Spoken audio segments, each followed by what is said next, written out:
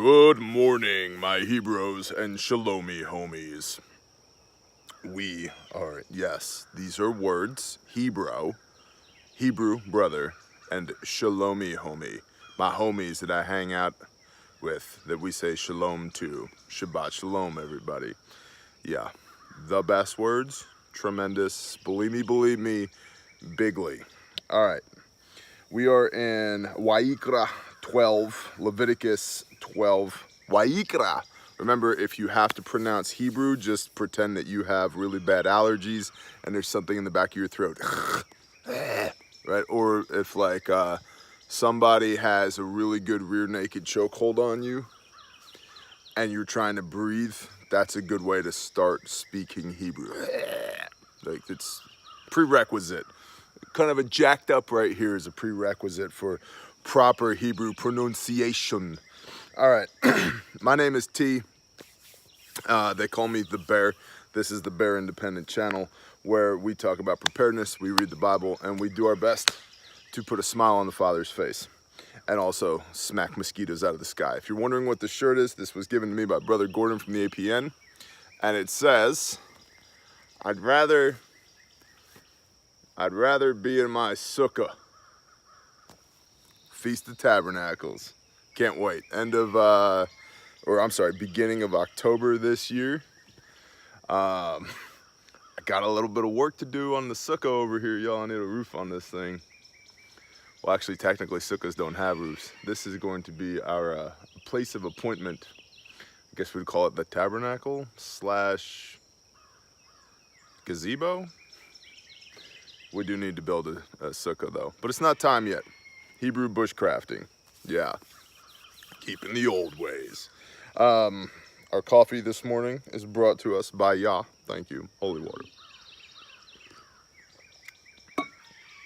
We're in the scriptures, literally the scriptures, isr-messianic.org, India Sierra Romeo-messianic.org. Just Google or put in the YouTube search bar, Bear's Bible, Bear Independent Bible, and you'll get the whole spiel about why I use this. And so last week, we've been trying to do 2 chapters per week. Last week, we were in Leviticus 11, the dietary law, and we did 2 chapters. It was just, they weren't both in Leviticus. We did Leviticus 11 and Mark 7 for a compare-contrast on the dietary law and as to whether or not we are still supposed to do this. We are. Okay, cool. So we're in 12 this week, and 12 is a short chapter.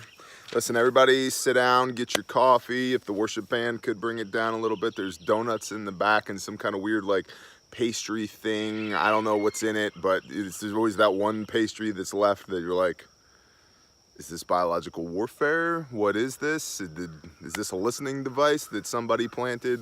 Why is this here? You guys know what I'm talking about. Everybody here has been to Sunday church. You're like, no, I don't think I'm going to get that one. I don't know. It looks like it's the same one that's been there for 3 weeks. Probably is. Don't get that pastry. Who brings those anyway? Who brings those? Bring pizza. Like if we do church, we're going to bring pizza. I think we should do that. It's going to have to be homemade pizza because it's on Shabbat. By the way, just putting this out there. I got half a mind to start like doing church. At least having an assembly. Because the church is just people who get together and hang out in the name of Yah, right? And we did that last week in Florida, which was the bomb. And I kind of miss it. I like having people around, which is a new thing for me. That's like, this past weekend was the 3rd time I've ever read the Bible around anybody else in the last 1.5 years, other than my family. It was good. Shut up, read the Bible, T. Roger that. Leviticus 12, Wayikra 12, and Yahweh spoke to Moshe. Now see, we're dealing with childbirth here. And Yahweh spoke to Moshe, saying, speak to the children of Israel. That's us, remember? That's us. When a woman has conceived and has given birth to a male child, then she shall be unclean 7 days, as in the day of her monthly separation. She is unclean. So when Aunt Flo is in town, that woman is unclean to you. You guys are no hashtag go team. Okay, there's none of that. Okay, And all the all the mill speak is coming to mind. I'm like, all right, we're reading the Bible. Don't use any of those words or phrases. I just barely caught it though. Just barely caught it. So when a woman is in her monthlies, she is unclean to you for #GoTeam, which is, you know, Adam. Yeah. You can go back to the beginning of the Shabbat playlist and start in Genesis and understand where the phrase #GoTeam comes from. Because TEEM means to, the earth is teeming with life, to multiply life, and to multiply life as human beings. There's this certain type of conduct we must engage in that's actually pretty darn fun. So get off of my Bible, bug. Creeping things and swarming things. So no #GoTeam when the monthlies are on. And so what we're saying here as well is that, hey, if you have a boy kid, she's also unclean, just as if the separation as if she was on her monthly. And on the 8th day, the flesh of his foreskin is circumcised, meaning the boy kid. Why the 8th day? Well, first of all, we can go to Genesis 17:13, and we will, because it's right here. Go to Genesis 17:13. Okay, T. Thanks, guys. No problem, T. Genesis 17:13. He who is born in your house and he who is bought with your silver has to be circumcised. So shall my covenant be in your flesh for an, everlasting covenant. How long? Everlasting covenant. Like until next Tuesday? No, everlasting. But Messiah's back, so we everlasting. Yeah, but Jesus the everlasting. Yeah, remember, embodied law. And in fact, when we read the Brit Hadashah this morning, which this will post on Friday night, 6 p.m. Central, then the Brit Hadashah will post on Sunday, the New Testament. And yeah, because this Old Testament stuff didn't go away. It actually got expanded upon, but not replaced, which is, go away, bug, super cool. Good stuff. And you should be praying daily for salvation, in thanks of salvation, because, man, this is not a works-based theology, lest any man should boast. No, it's by grace through faith we are saved. But as a fruit of our spirit, at least for me, I have the conviction to keep this Torah, to read this Tanakh, the first 5 books of the Bible, and to do these things because the Father says an everlasting covenant, okay? Because this is straight from Yahweh, straight from the mouth of the Lord. Do this forever, an everlasting covenant. And an uncircumcised male child who is not circumcised in the flesh of his foreskin, his life shall be cut off from his people.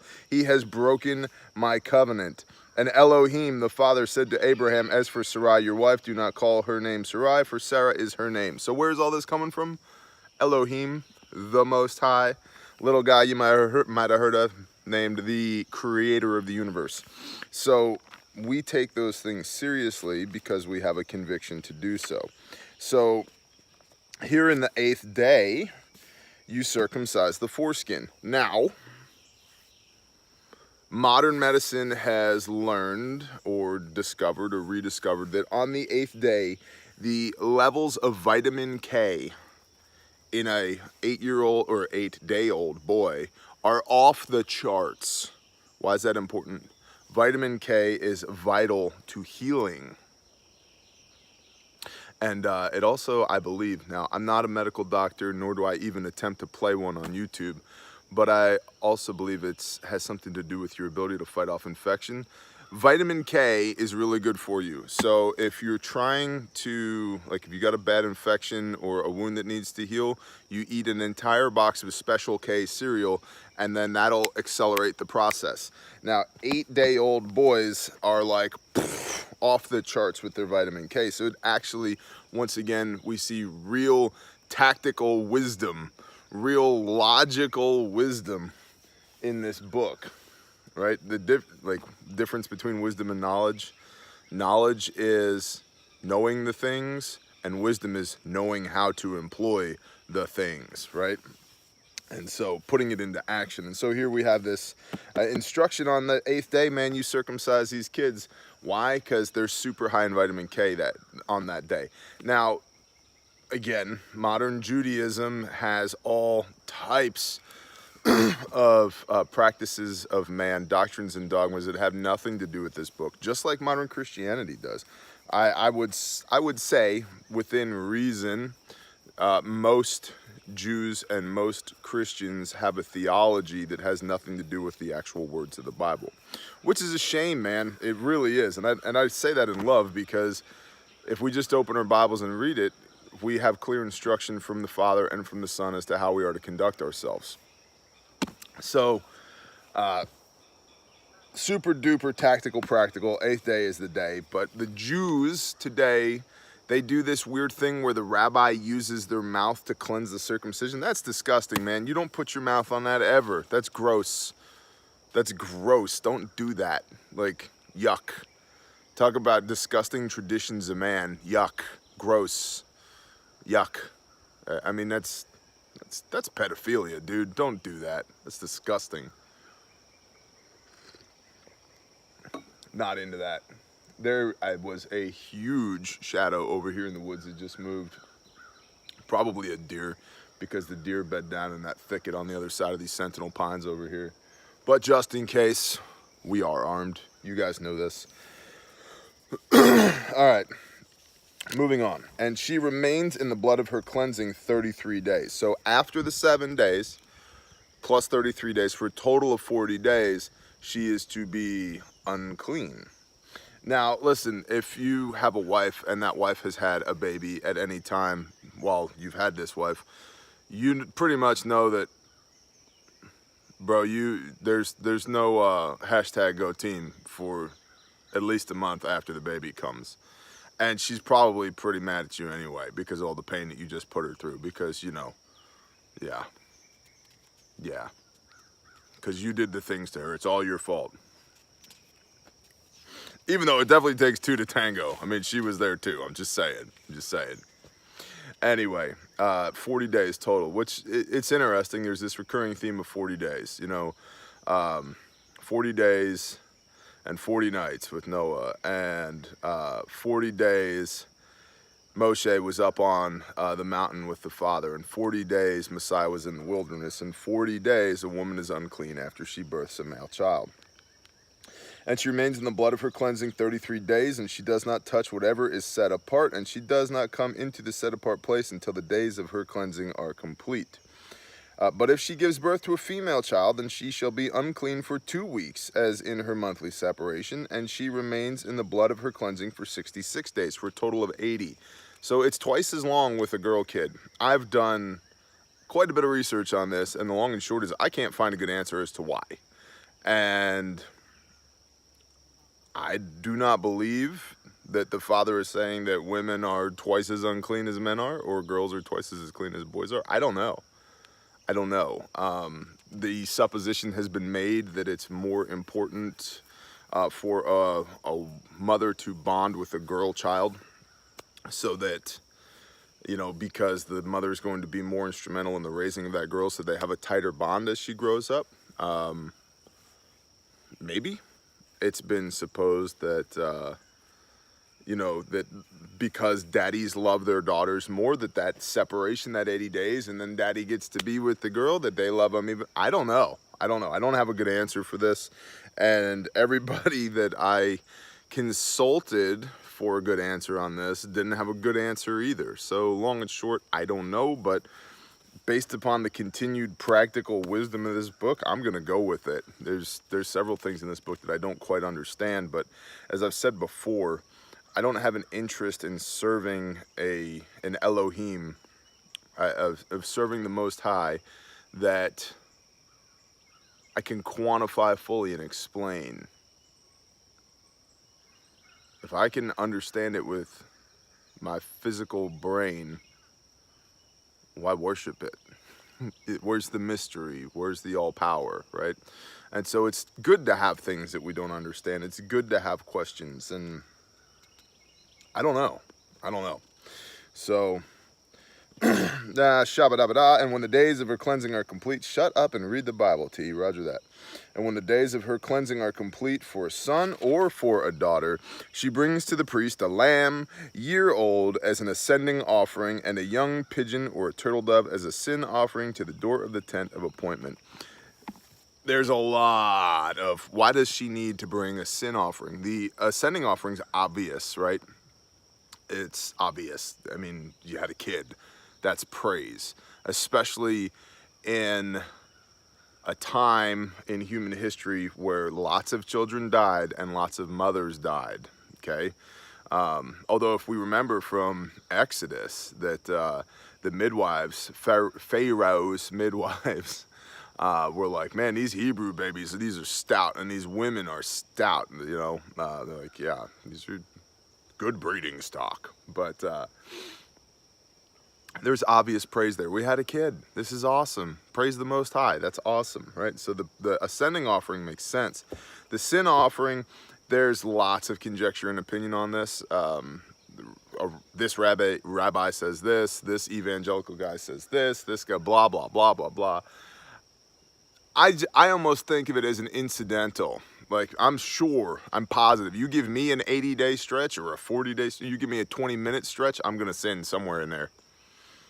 It's gonna happen. Like, not because I want to, you know, and definitely don't be engaged in willfully sinning, right?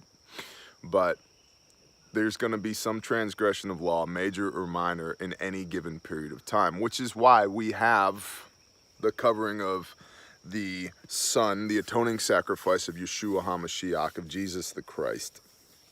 And, right? We have salvation. We need it because we can't do this thing perfectly, but that doesn't mean we don't try. To be a Christian, to me, is to be as Christ-like as possible, and in the doing of being Christ-like, boy, do I realize how dislike I am to my Messiah. And that makes the grace so much more valuable. The obedience really makes the grace valuable, because I just find in my life, in my backstory of being raised in the Baptist church and then non-denominational churches, and man, the grace was cheap. Well, just don't sin anymore, brother. Like, well, what's sin? Oh, it's falling short of the mark. What mark? Well, you know. No, I don't know what mark. I've got one now. And I've always had one. I just never read my Bible. I just farmed my salvation out to the lowest bidder. It's like, oh, well, this church feels good. I guess we'll go here. Yeah. Feelings are the lowest common denominator of feedback for how you should be conducting your life, says me. Right? It's a feedback mechanism. You don't get caught in the feelings loop, please. Another story for another time. Anyway, I think it's an incidental sin offering. You're going to sin. We're all going to sin. And if you look at the comparison between the two offerings, the offering of praise is a lamb, year-old lamb. Like, that's significant. We'll just say in today's market, that's $200, $150, $200. And a turtle dove for the sin offering, like, that's $4. So, right? And I just see it almost as a token sin offering, because humans, we sin. And I guarantee you, in a 40-day stretch or an 80-day stretch, Mother Teresa would have sinned during that time, okay? And he shall bring it before Yahweh and make atonement for her, and this is the priest, right? And be cleansed from the flow of her blood. This is the Torah, the instruction for her who has given birth to a male or a female. And if she is not able to bring a lamb, then she shall bring 2 turtle doves or 2 young pigeons. One is an ascending offering, and the other is a sin offering. And the priest shall make atonement for her, and she shall be clean. So that's a concession to those that wouldn't necessarily have the cash flow, the personal, you know, what do you want to call it? They don't have the money to buy a lamb, okay? Cool. And it's one of the things that I love about the Old Testament is the concept that we're all equals in the eyes of the Most High. And we're all equals in the eyes of the Son as well, right? Like your net worth doesn't matter one iota to the Father. Remember that. Like, and especially if you're using it to be disobedient, or you're not winning victories for the kingdom with your purchasing power and your revenue. Come on now. So if you can buy a lamb to atone for your sin, or to as an ascending offering, or whatever, you know, as a praise offering, good, awesome. If you can't, you get a turtle dove, man. Simple. It's like saying, you know, I can't afford to eat. Everybody can afford a $1 cheeseburger at McDonald's, right? There's a way for everybody. And so that of course is archetypical of Messiah. It doesn't matter who you are. There's a way for everybody, which is mind-blowing. So that is the Torah, the instruction for if you're a lady who has babies, that's how you do it, okay? Okay, I'm not an expert in this. I've been there a couple of times, mostly holding hands, closing eyes, and praying. And then, wah, and a baby comes out. I actually almost got thrown out of the delivery room when Aspen was born, because they put her in that, looks like the thing that they put fried chicken under at the convenience store, right? That heat lamp thing. They put her in there, and she's laying there, and the nurse is working on her. I said, ma'am, and she kind of looks over her shoulder, and she said, yeah. I said, ma'am, and she looks over her shoulder. I said, listen, where would be the best place on this newborn to get her first tattoo? Because I'm leaving directly from here and going to the tattoo shop, and I want to get a father-daughter tattoo. And she was like, get out. I was kidding. She didn't think I was. So be careful with that. Don't joke with delivery nurses. They'll swat you. All right, and so now we finished the chapter, which means we get to drink coffee.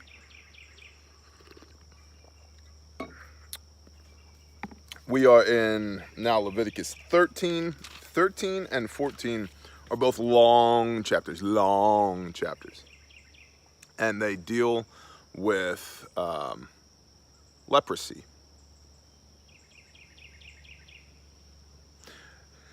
I think we'll do at least 13. We'll see if we get to 14, because they're freaking long. But if I can just shut up and read, I'll try and just shut up and read. Let's do it. I'm sorry, guys. My bad. And Yahweh spoke to Moshe and to Aaron, saying, because most of the time Yahweh speaks to Moshe, and then Moshe speaks to Aaron. But in this case, and this is going to be important because the priests are heavily involved in what's about to happen. And Yahweh spoke to Moshe and Aaron, saying, when a man has on the skin of his body a swelling, a scab, or a bright spot, and it shall become on the skin of his body like a leprous infection, then he shall be brought to Aaron, the priest, or to one of his sons, the priests. And the priest shall look on the infection on the skin of the body, and if the hair on the infection has turned white, and the infection appears to be deeper than the skin of his body, it is a leprous infection. And the priest shall look at him and pronounce him unclean. You're unclean. Just like that. But if the bright spot is white on the skin of his body, and does not appear to be deeper than the skin, and its hair has not turned white, then the priest shall shut up the infected one 7 days. Quarantine. And the priest shall look at him on the 7th day, inspection, and see if the infection appears to be as it was, is it the same, and the infection has not spread on the skin, then the priest shall shut him up another 7 days. No improvement. You're still quarantined another week. And the priest shall look at him again on the 7th day, and see if the infection has darkened, and the infection has not spread on the skin, then the priest shall pronounce him clean.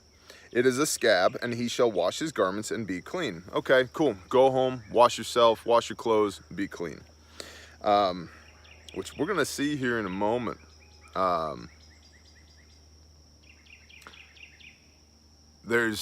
did some research on this. There's several corroborating studies that have found that this leprosy, and there's various forms of leprosy as well. So there's some that are like benign, no big deal, like, you know, basic, kind of like chicken pox-ish almost. And then there's some that are, you know, malignant leprosy that are bad, like bad, like not good for you, can kill you bad, and are highly contagious. And so depending on, and what we're getting into here is the priest is inspecting. Show me your arm, Bob. And they look, they're like, okay, yeah, That's leprosy A, no big deal. Go hang out in the hut for 7 days and you go back to work. And then they're like, all right, Chaim, come here. Oh, that's leprosy B. You're outside the camp, bro, sorry. Scrub, scrub, scrub, scrub, scrub, scrub, scrub, scrub, scrub, scrub, scrub, in between your fingers, underneath your fingernails. Get out of here, Chaim. We'll see you in a month or two, right? So there's different levels here. But in researching this, several different studies have found that on the skin of a certain animal, I'll tell you which one in a minute, there are these little tiny minute, by the quadrillions, little tiny minute insects that cause these skin lesions. And these insects can get in your clothing, they can get in your bed mats, they're insects, they're little tiny, almost like bed bugs, but even smaller than that, like lice, but even smaller than that, little itty bitty bitty bitty tiny things, right? But they're there, and they can be carried on the skin of swine, of pigs. Yet another reason you don't handle, like we just saw this in Leviticus 11, right?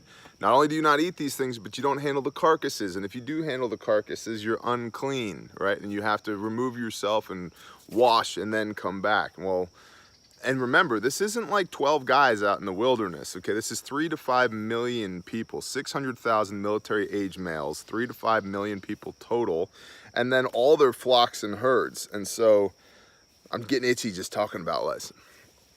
And so having an outbreak is not cool, which is why people are being quarantined or put outside the camp for the good of the tribe, right? Because the tribe comes first. The tribe is made up of individuals and is reliant upon individuals, but the needs of the tribe supersedes the needs of the individuals.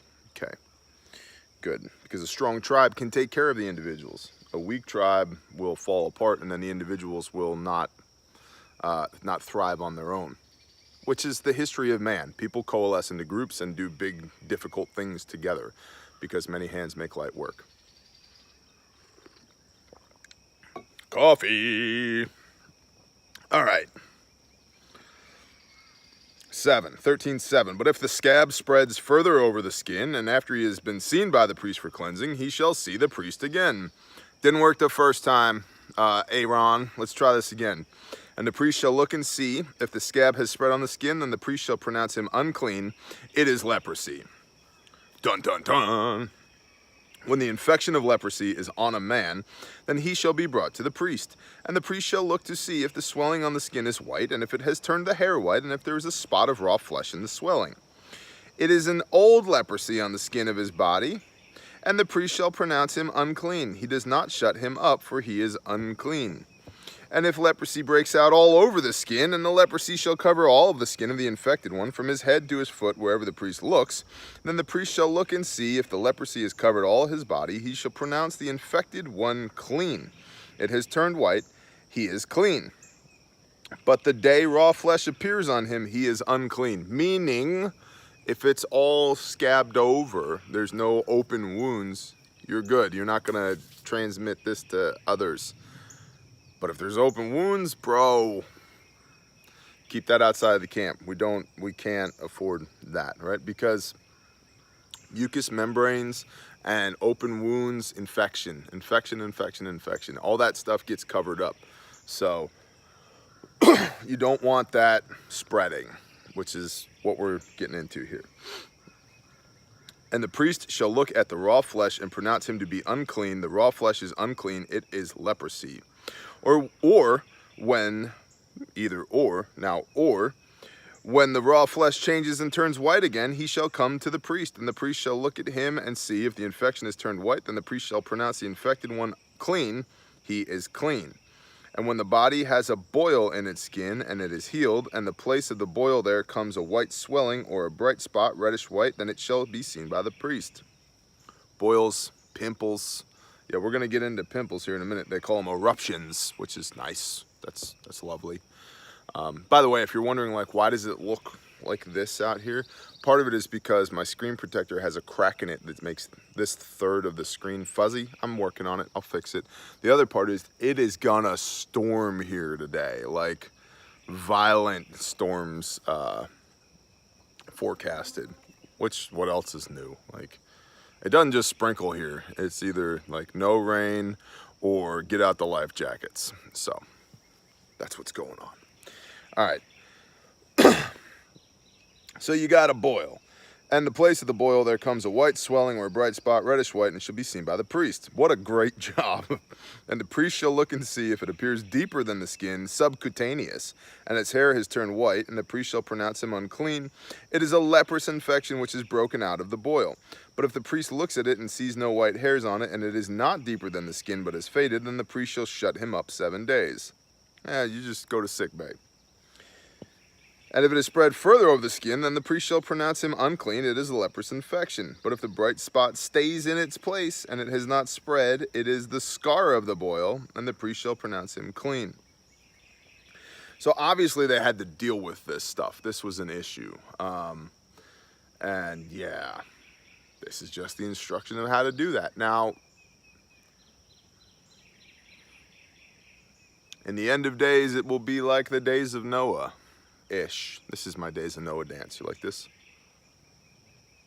So, I'm just kind of boogieing, sorry. I have a sneaking suspicion, and I don't quite know why, but I think we're going to need this instruction at some point. So, what do? Well, there it is. Okay. You know, and there's been lots of people who have said this is from radiation because the Ark of the Covenant was a nuclear reactor, or the Ark of the Covenant was a microwave radio used to communicate with aliens, and blah, blah, blah, blah, blah. I just have a feeling like if that was the case, then Yah would have said, and the Ark of the Covenant is a microwave radio with which you speak to me. Like, these, we've covered before just how freaking logical these books are. Like, you just do what it says.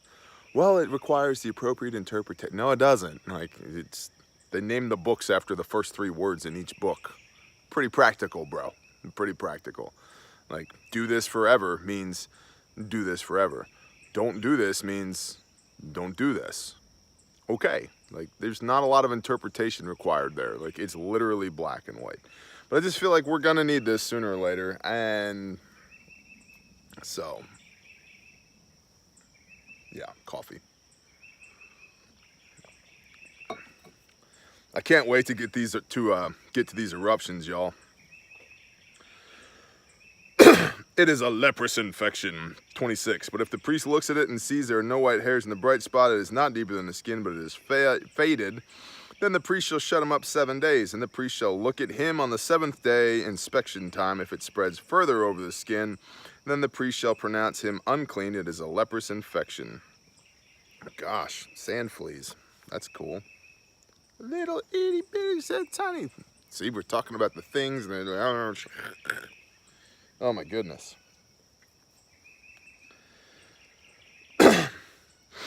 But if the bright spot stays in its place and has not spread on the skin, but has faded, it is a swelling from a burn, and the priest shall pronounce him clean.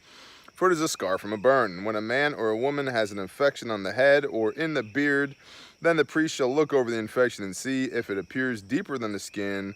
There is thin yellow hair in it. Then the priest shall pronounce him unclean. It is an eruption, a leprosy of the head or beard. But when the priest looks at the infection of the eruption and sees that it does not appear deeper than the skin, and there's no black hair in it, then the priest shall shut up the one with the infection of the eruption 7 days.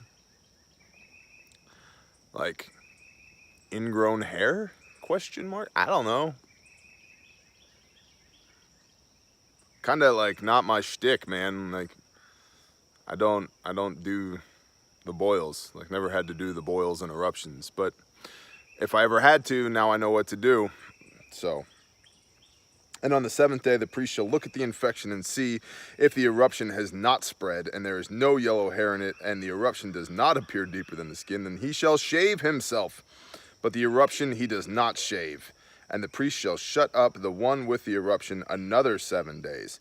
And on the 7th day the priest shall look at the eruption and see if the eruption has not spread all over the skin and does not appear deeper than the skin. And the priest shall pronounce him clean, and he shall wash his garments, and he shall be clean. Woo!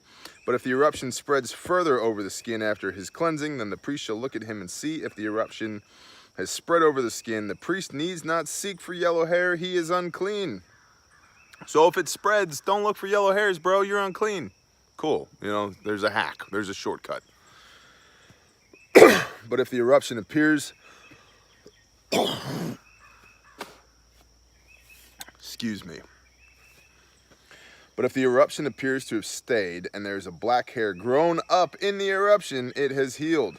He is clean, and the priest shall pronounce him clean. And when a man or a woman has bright spots on the skin of the body, white bright spots, and the priest shall look and see if the bright spots on the skin of the body are dull white, or if a white spot that grows on the skin, he is clean. And when a man loses the hair of his head, he is bald, he is clean. Now, why does that matter? Because baldness is a symptom of leprosy. So if you're just going bald, and your neighbor's like, listen, Malachi, I'm worried that you got the leprosy. You need to go see Aaron. And he's like, no, I'm just bald. Like, go see Aaron. Okay, but I'm just bald. And then Aaron would be like, you're just bald. You're clean. Quit, you're making me all mashugana, right? And then Chaim would go back and be like, I'm all very verklempt now because I told you I'm just bald, right? So if you're just bald, you're just bald. You don't necessarily have leprosy if you're bald or balding. What you do have is high testosterone, and you should probably do some bench presses, some squats, and some deadlifts, because that's good stuff, right? And strong people are harder to kill. So, yeah.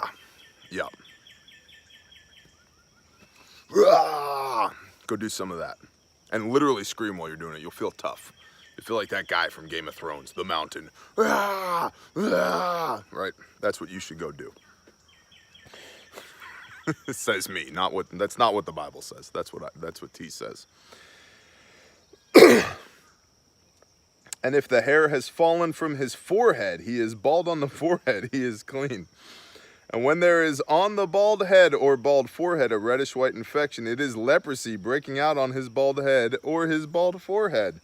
And the priest shall look at it and see if the swelling of the infection is reddish white on his bald head or his bald forehead, as the appearance of leprosy on the skin of the body. He is a leprous man, he is unclean. The priest shall pronounce him unclean without fail. His infection is on his head. As for the leper who has the infection, his garments are torn and his head is uncovered, and he has to cover his upper lip and cry, unclean, unclean. So this is a way of marking people. Why?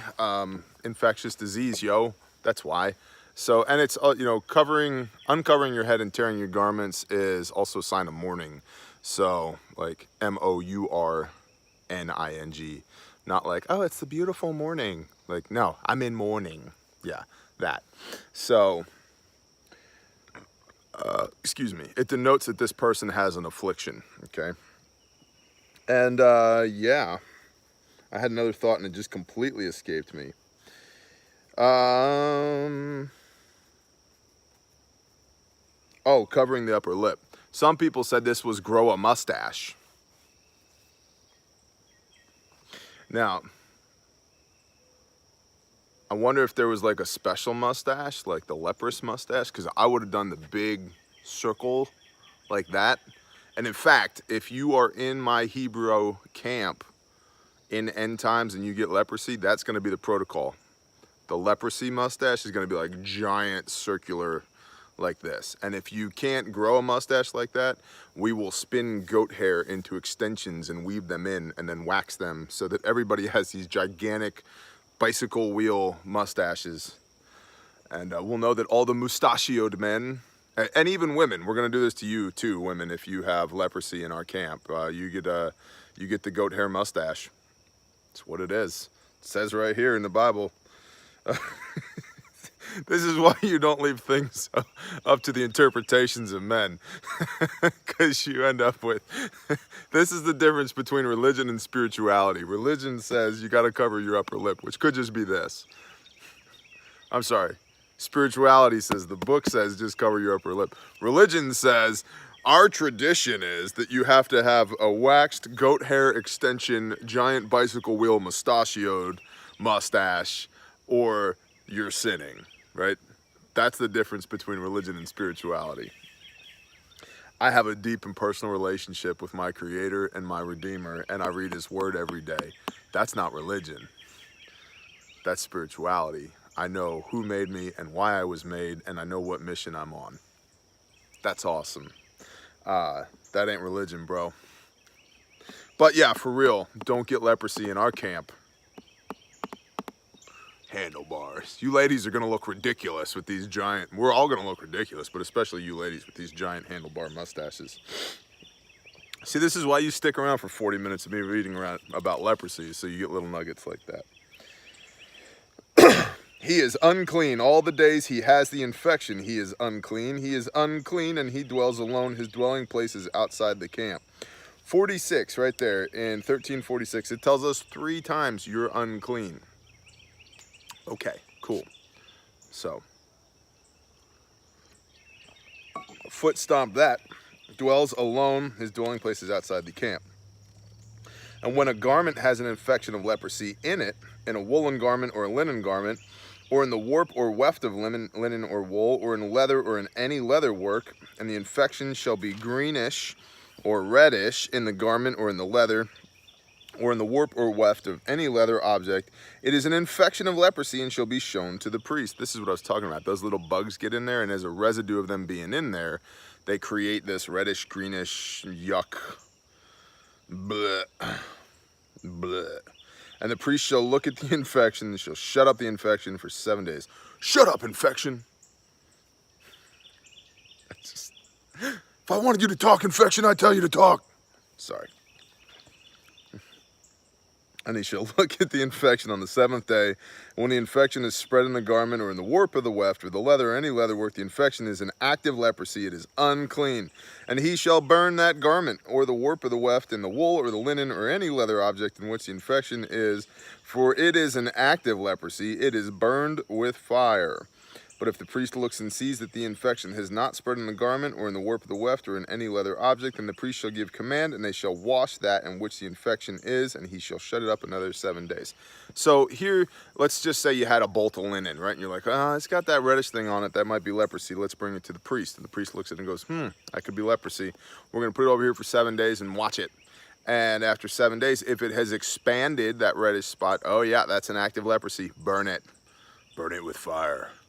Or after 7 days, you're like, no, it hadn't changed. That's not an active leprosy. That's just a stain from an old leprosy. Wash it. Cool. Right? So again, super de-duper, practical, tactical, like logical. Super logical. Now, don't get me wrong. Also boring as watching the grass grow, but super practical. And the priest shall look at the infection after it has been washed and see if the infection has not changed in appearance, though the infection is not spread. It is unclean, and then burn it with fire. It is eaten away in its inside or outside. If washing it doesn't fix it, then burn it. And if the priest shall look and see that the infection has faded after washing it, then he shall tear it out of the garment or out of the warp or out of the weft or out of the leather.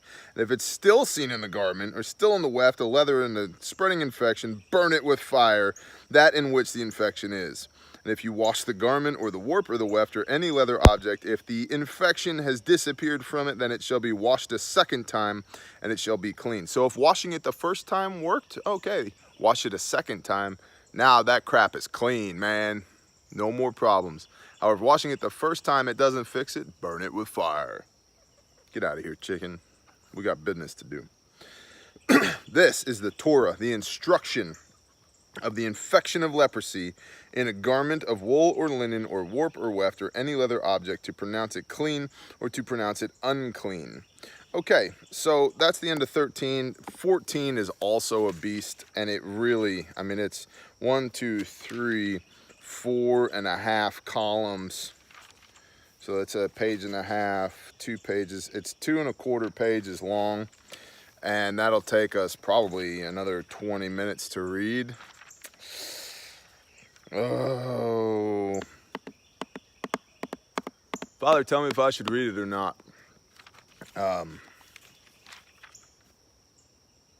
Yep, we're going to read it. Because that way we will have just handled all the leprosy stuff. Which, you know, this will go long. You guys can watch it in segments. Now you know what to do when you have babies. Now you know what to do when you have leprosy. Thanks, y'all. This is good stuff. We did finish a chapter, so we should hydrate. I get those comments occasionally. Coffee doesn't hydrate you. It's a diuretic. It's going to make you pee and be dehydrated. I know. I'm being facetious. I know. I'm aware. We only have about another 20 minutes worth of coffee anyway. Now I'm going to have to re-up on the holy water and then read the Brit Hadashah. All right. Everybody simmer down. Simmer down. All right. 14. So this is how we cleanse a leper. You know, before we do that, before we read 14, just flip over to Matthew 8. Okay, T. Thanks, guys. No problem, T. Come on, where you at? Matthew 8. This is Yeshua. This is directly after the Sermon on the Mount. You might have heard of it.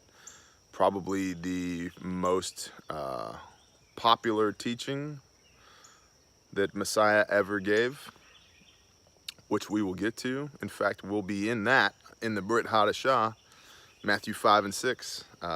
This will post Friday evening, then that will post Sunday.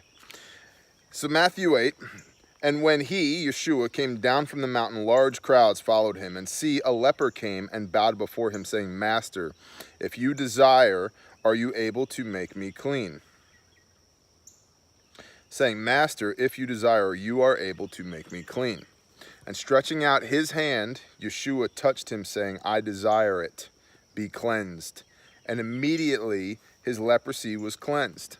And Yeshua said to him, See, mention it to no one, but go your way, showing yourself to the priest, and offer the gift that Moshe commanded as a witness to them.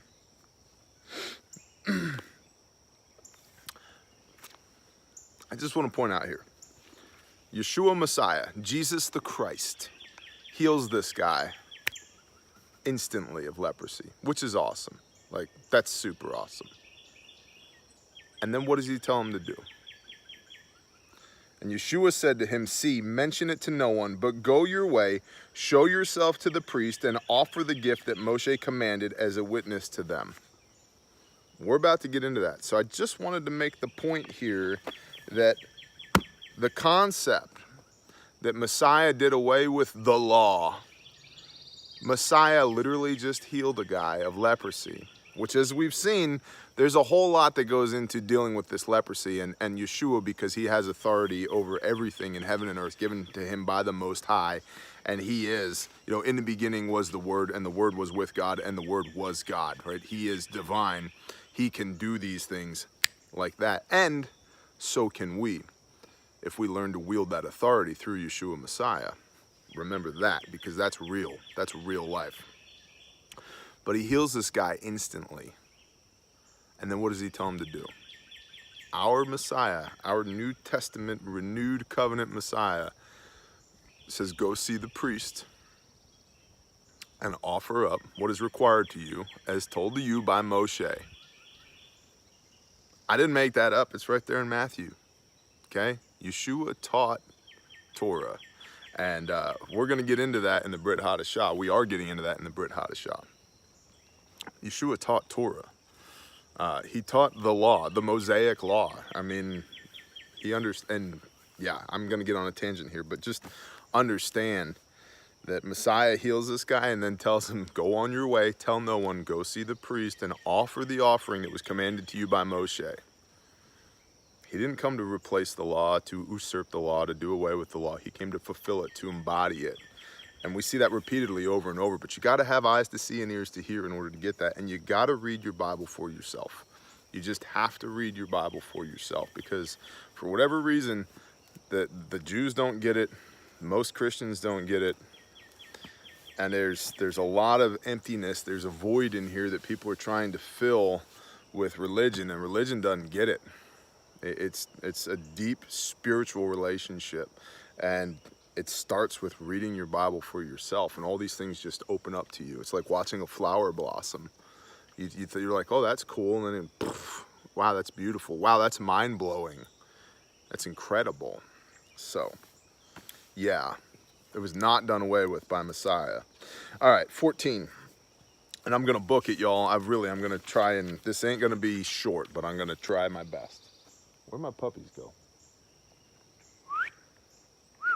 Come here.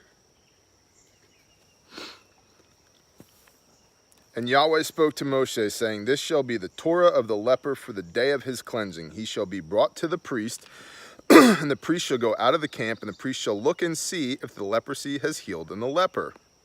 Matthew 8. And then the priest shall command, and he shall take for him who is to be cleansed 2 live and clean birds, and cedar wood, and a scarlet, and a hyssop. And the priest shall command, and he shall slay one of the birds in an earthen vessel over running water. Let him take the live bird and the cedar wood and the scarlet and the hyssop, and dip them in the live bird of the blood of the bird that was slain over the running water. And he shall sprinkle it 7 times on him who is to be cleansed from the leprosy, and he shall pronounce him clean, and he shall let the live bird loose in an open field. What in the world's going on there? Okay, let's back up.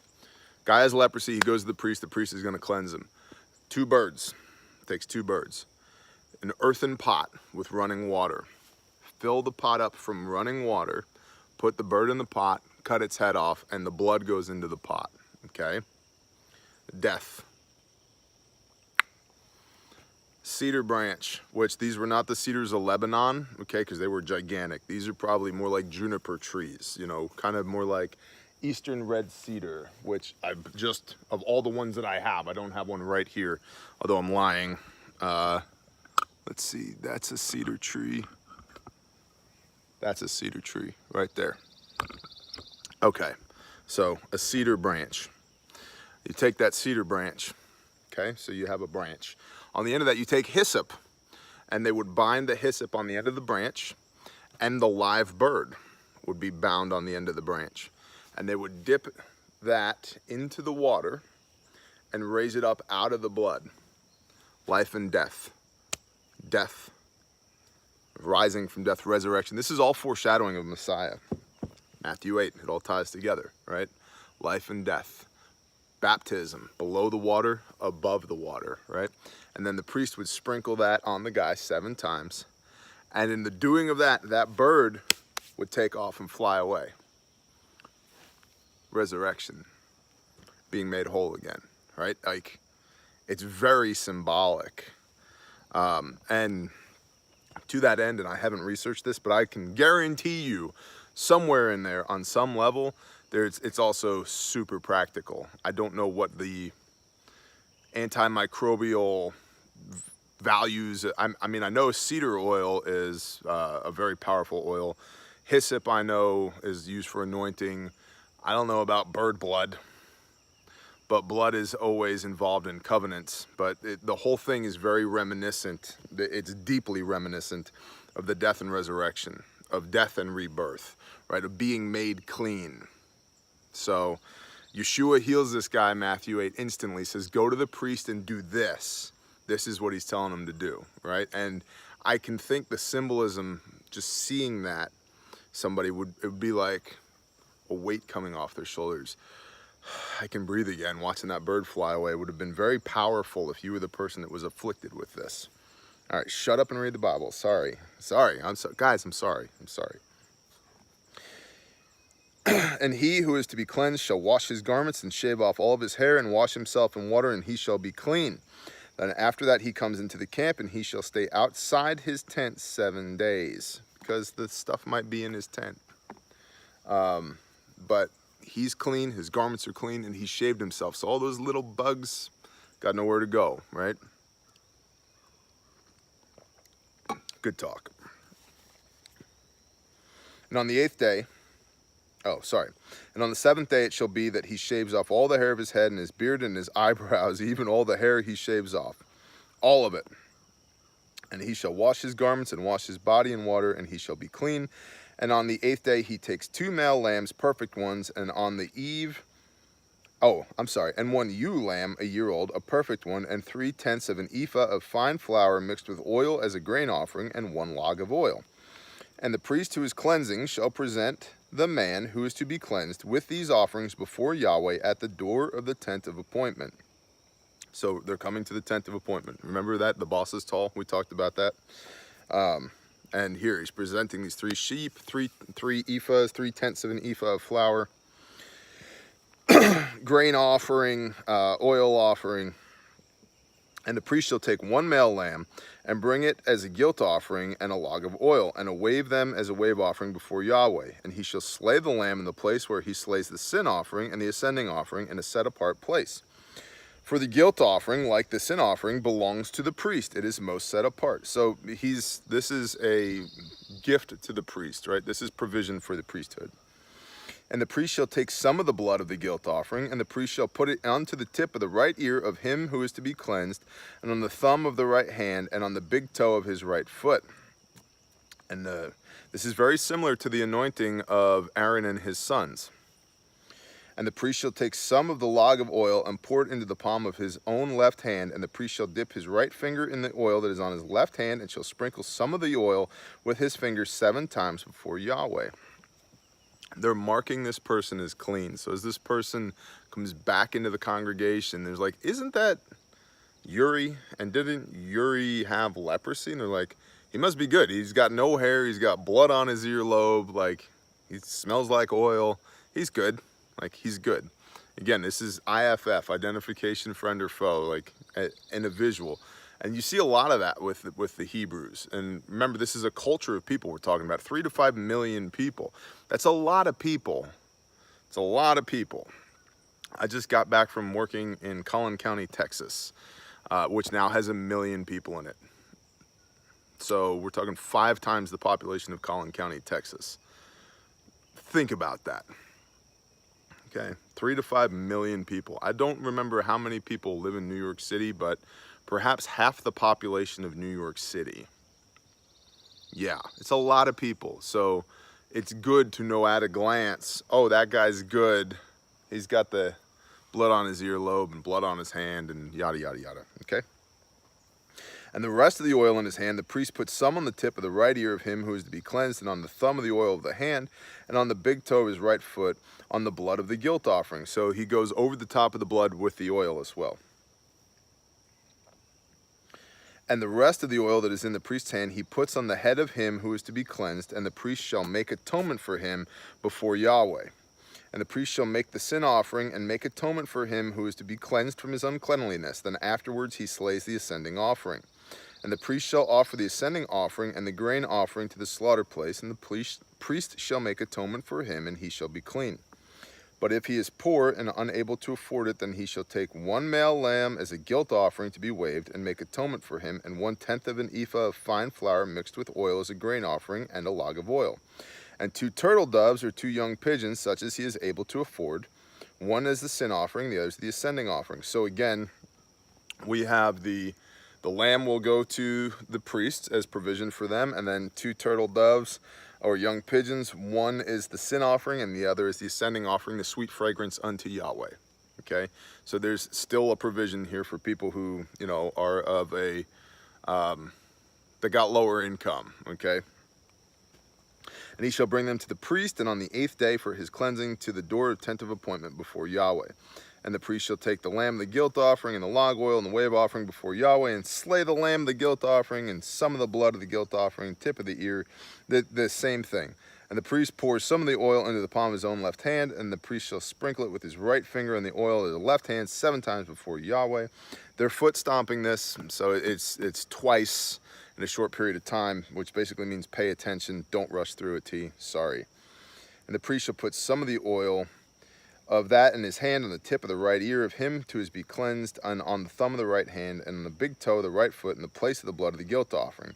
And the rest of the oil is on the priest's hands. He puts on the head of him who is to be cleansed, to make atonement for him before Yahweh. And he shall prepare 1 of the turtle doves or young pigeons, such as he is able to afford. that which he is able to afford, the one as a sin offering and the other as an ascending offering with the grain offering. And the priest shall make atonement for him who is to be cleansed before Yahweh. This is the Torah, the instruction for one who has had an infection of leprosy, who is unable to afford for his cleansing. And Yahweh spoke to Moshe and Aaron, saying, when you come into the land of Canaan, which I am giving you as a possession, and I put a plague of leprosy in the house in the land of your possessions, then, and okay, we'll stop right there. When you come into the land of Canaan, which means not yet, when you come into the land of Canaan, the promised land, Yahweh says, and I put a plague of leprosy in a house in the land of your possession. Now, there's lots of opinion and conjecture on this. One is, Yah, the Father, put leprosy in these houses to drive people out, knowing that the Hebrews were going to come and take occupation of them. Although we know that, when they go into Canaan, they go in with swords in hand, man. But anyway, multifaceted battles and tactics. So he's saying when this happens, when you go into Canaan and you come into a house that has leprosy in it, okay? Then shall the one who owns the house come and inform the priest, saying, it seems to me that there is some plague in the house. And the priest shall command, and they shall empty the house before the priest goes in to look at the plague, so that all that is in the house is not made unclean. And after that, the priest goes in to look at the house. So they take the stuff out of the house because they're about to do some things in it, and they don't want to make the contents of the house unclean, so they remove it. And he shall look at the plague and see if the plague is on the walls of the house with sunken places, greenish or reddish, which appear to be deep in the wall. Now, these are stacked stone walls, sometimes just stacked and then plastered on the outside of the wall, or sometimes stacked with mortar, basic architecture. And this is a problem that happens in stacked stone walls, stacked stone wall dwellings to this day. So again, this is legitimate. Then the priest shall go out of the house to the door of the house and shut up the house for 7 days. We'll close the door for 7 days. Everybody get out. We'll see what happens. And if it gets better, okay. If it gets worse, okay. We know how to deal with it. So step one is assess. Right? We've seen this before already. And the priest shall come again on the 7th day and look and see if the plague has spread on the walls of the house. Then the priest shall command, and they shall remove the stones with the plague in them, and they shall throw them outside the city and into an unclean place. So the bad stones, we're going to take them out. So, demolition. And they shall take other stones and put them in the place of those stones, and then take other mortar and plaster the house. So put it back together again. Cut out the bad, put good new ones in, plaster over the top. Shabba-dabba-da, I lost my place. While he lets the house be, shabba-dabba-da, plague in them, remove the stones with plague in them, and they shall throw them outside the city into an unclean place. While he lets the house be scraped inside all around, and the dust that they scrape off shall pour out in an unclean place outside the city. And they shall take other stones and put them in the place of those stones, and take other mortar and plaster the house. And if the plague comes back and breaks out in the house after he has removed the stones, after he has scraped the house, and after it is plastered, then the priest shall come and look and see if the plague has spread in the house. It is an active leprosy in the house. It is unclean. And he shall break down the house, its stones, its timber, and all the plaster of the house, and he shall bring them outside the city to an unclean place. And he who goes into the house all the days while it is shut up becomes unclean until evening. Don't go in there, bro. You're going to be unclean. And he who lies down in the house has to wash his garments, and he who eats in the house has to wash his garments.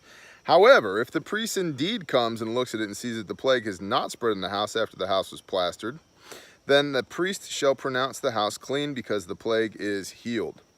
So if nothing's changed in 7 days, it's not an active plague, no big deal.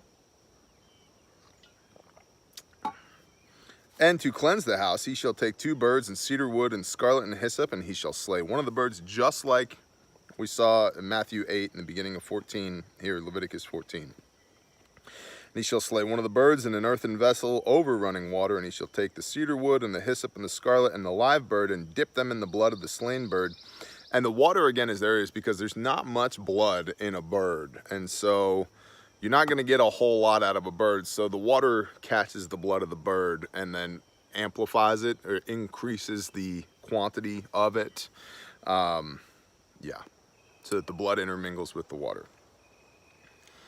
Dip them in the blood of the slain bird and in the running water, and shall sprinkle the house 7 times. And he shall cleanse the house with the blood of the bird and running water and a live bird, with the cedar wood and the hyssop and the scarlet. And he shall let the live bird loose outside the city in the open field, and shall make atonement for the house, and it shall be clean. This is the Torah for any infection of leprosy and eruption, and for leprosy of a garment or a house, and a swelling and a scab and a bright spot, to each when it is unclean and when it is clean. This is the Torah of leprosy. Okie dokie. Good, and then, you know, in 15, next week, we'll just talk about ejaculation. Because, why not? Sorry, Mom and Dad. I hope the kids had earmuffs on. Now you'll know for next week. My bad. So, guys, that's the end of Leviticus 14. Thanks for sticking with me. I assume that you did. I never look at the analytics on these videos, so I don't know if people make it all the way to the end or not. That would maybe be something to do. Although then that would probably encourage me to talk faster, which would not be good for the reading of the word. And it would probably make me more self-conscious about all of this. So I'm not going to look at the analytics. Good. Here's the deal, y'all. This book is super practical. We've seen that repeatedly. It's super practical. If you get leprosy, here's what you do. Also, huge takeaway here. After Messiah heals a leper, and this is in 3 books. I think it's in Matthew, Mark, and Luke. After he heals this guy, what does he tell him to do? Go see the priest and do what Moshe commanded you to do.